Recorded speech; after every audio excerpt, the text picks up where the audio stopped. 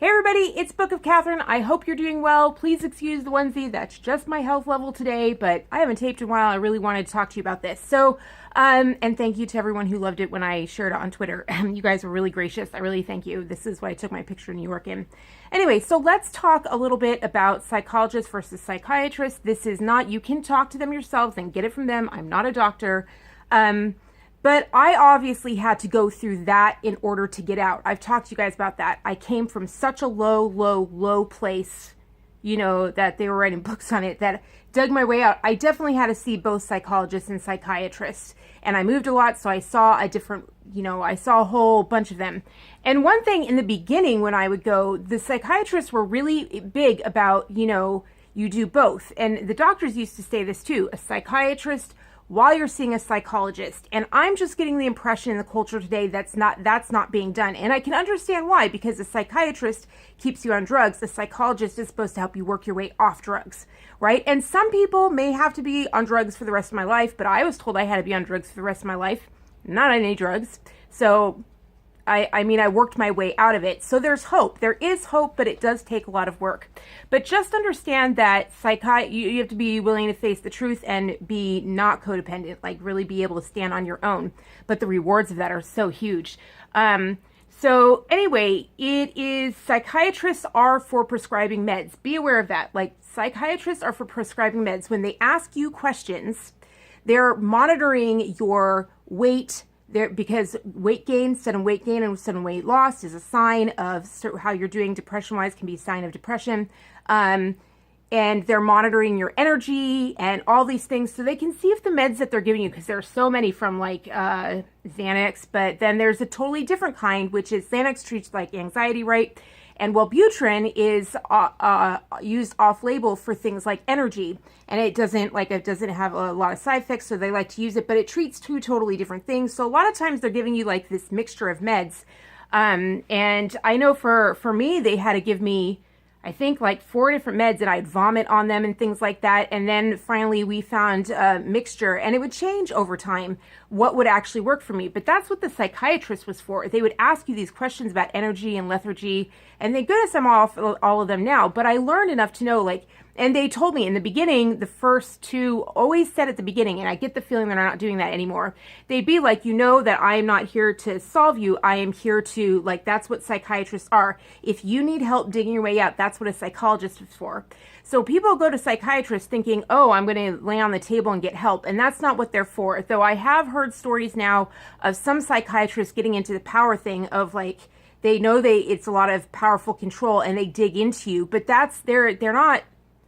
From what I know, that's not their training, is to dig you out. That's psychologists. Psychologists and family and marriage therapists, or whatever it's called, they're the ones that are supposed to dig you out. And I'm really getting shocked that the drug companies are openly saying that they don't know the causes of depression. And I'm like, that's such total BS. It was totally discovered. They do know they have all the neurologists. I just find that so amazing. But if they say we have no idea where this is coming from and we're nowhere close to solving it, I mean, they've gone into electric shock therapy again. They're actually zapping people's brains. And that just, I've had friends who are doctors say that, that may be good in some cases. But I remember for a good 20 years after Vietnam and after, the Nazis, that was known as barbaric. And I don't know if that's built into me too much or because I know it causes depression. It is your thought patterns. That's why they do electroshock therapy. They're resetting the neurons in your brain. And that's why I said I did the remapping of the neurons. I did these TheraTapper things and did image work, and then I remapped them. I didn't have someone shock my brain into numbness just so that I get, peace from the side effects for a little while. No, our parents raise us, they create, and your brain is very, very small. And as they raise you, everything they do, from how they look at you in your face, to how they argue around you, to how they hold you, all of that maps the neurons in your brains and your emotions and how they work. And then when you get into life, if they're not laid out in a really great way, then that's going to trigger a bunch of things. And so that's why they do the electric shock therapy. From what I understand, I'm not a doctor.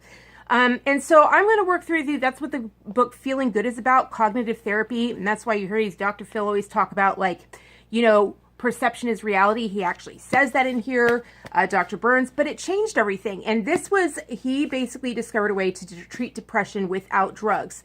And it's basically, skipping past the physical ramifications of depression and going to the real problem, which is your thoughts. And so what he does is he gives you all these techniques and ways to actually remap your brain on your own. I just was a really bad case, but I made leaps and bounds just by doing this book. I had an amazing therapist who recommended this book, and she gave me certain chapters.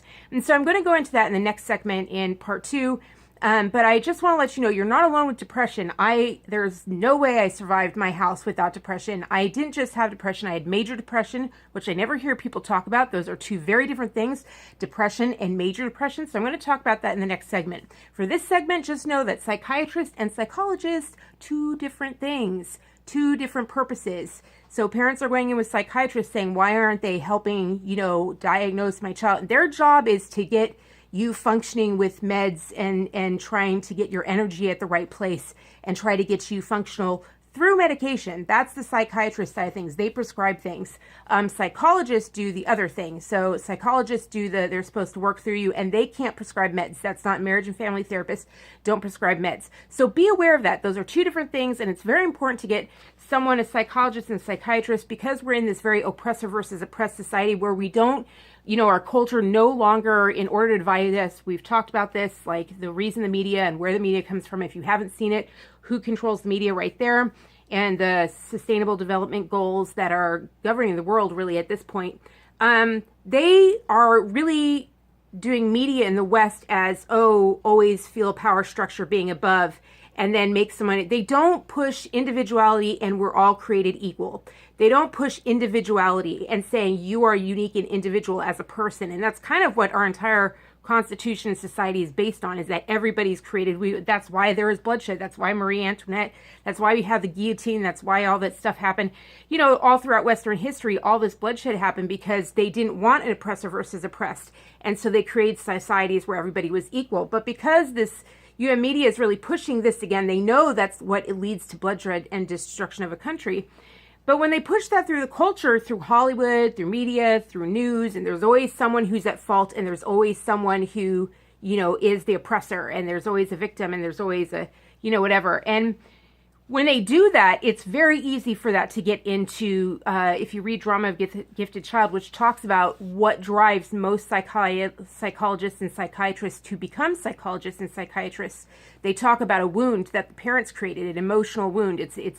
It's permeated. They've done plenty of studies that there is a massive emotional wound that comes from most psychiatrists and psychologists, and it's the reason they get in. They kind of reparent themselves as they have someone there, and they map out the parenting they kind of wish they had. It's this whole amazing book. I can't really describe it.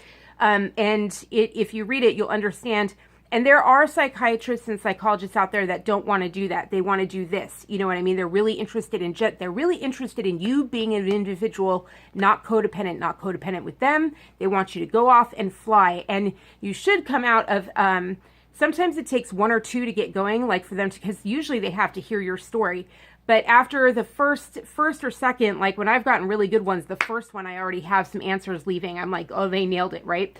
But sometimes it takes 1, 2, or 3 to figure out if they're really a good fit for you. You should really be able to understand the things that they're saying and feel like you already have things to work on by the time you leave, right? That's really what you should be looking for. And if not, you switch. And sometimes it takes hopping or whatever, but boy, the payoff is worth it. You don't want to get with someone that's into controlling or someone that doesn't speak your language. As a dance instructor, I really, really learned how many different, and as my master in education, I learned how, and I use that master of education both in my consulting and in my dancing. There are different ways people learn.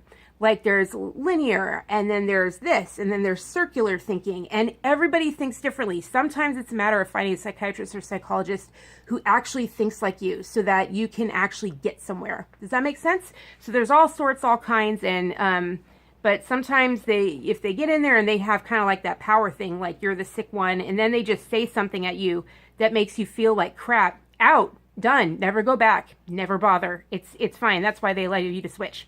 So psychiatrists and psychologists, there we go. Took 10 minutes to say it, but I'm in Wednesday. I love you guys. Bye. Yeah, watch these videos. Da-da-da-da-da. I love you. See you later.